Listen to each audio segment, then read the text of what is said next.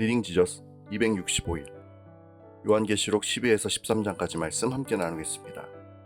12장 하늘에서 벌어진 전쟁. 해를 옷 입고 달을 밟고 서 있으며 12별의 관을 쓰고 있는 여인이 있습니다.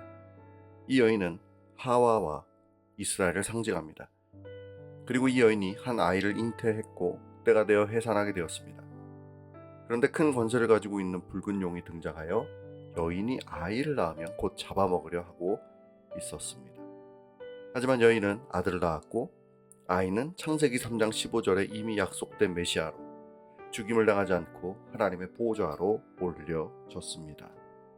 여인인 이스라엘은 하나님께 보호받는 광야로 도망하여 하나님이 공급하시는 것으로 하나님이 정하신 3년 반이라는 상징적인 기간 동안 안전하게 양육을 받게 되었습니다.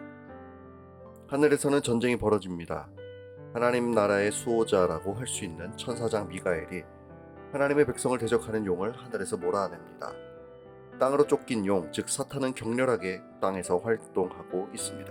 하지만 사탄은 하나님의 백성을 이 땅에서 순교를 시키기도 했지만 결국 믿음을 지킨 하나님의 백성을 이길 수 없습니다.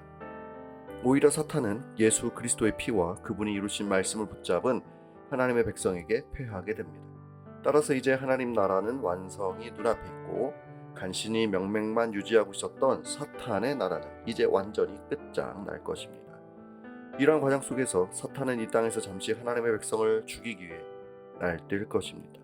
하지만 신자는 예수 그리스도의 증거를 붙들고 그분을 믿어 예수 그리스도께서 이루실 하나님 나라를 소망합니다. 그래서 신자는 사탄의 나라에게 적극적으로 대항합니다. 적극적으로 믿음을 지키는 것입니다. 13장 잠시 휘두르고 있는 권세. 모든 세상의 권세와 권력을 상징하는 한 짐승이 등장합니다.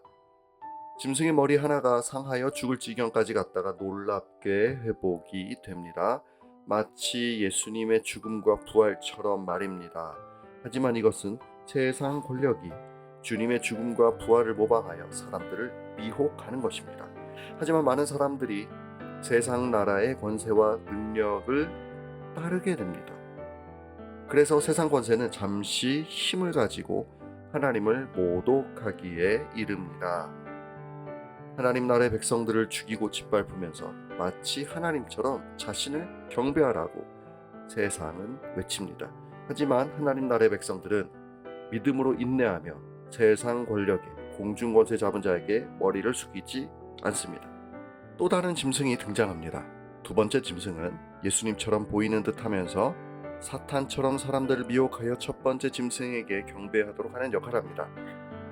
마치 그가 진리를 말하는 것처럼 보이게 하는 권능까지도 행합니다.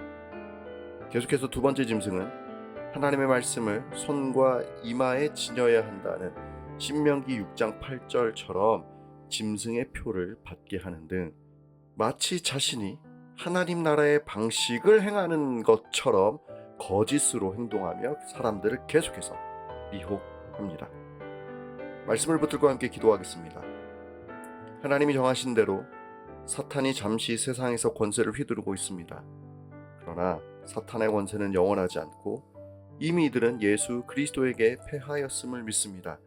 그렇기 때문에 세상이 휘두르고 자랑하는 권세와 능력에 나의 눈을 돌리지 않겠습니다.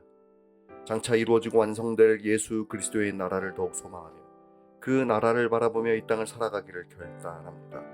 다만 나는 믿음이 없사오니 예수여 나를 불쌍히 여겨주시고 말씀대로 두 독수리의 날개와 도움을 주는 땅과 같은 주님의 돌보심 속에서 이 험한 세상을 살아갈 수 있도록 은혜로 인도하여 주옵소서. 예수님의 이름으로 기도합니다. 아멘.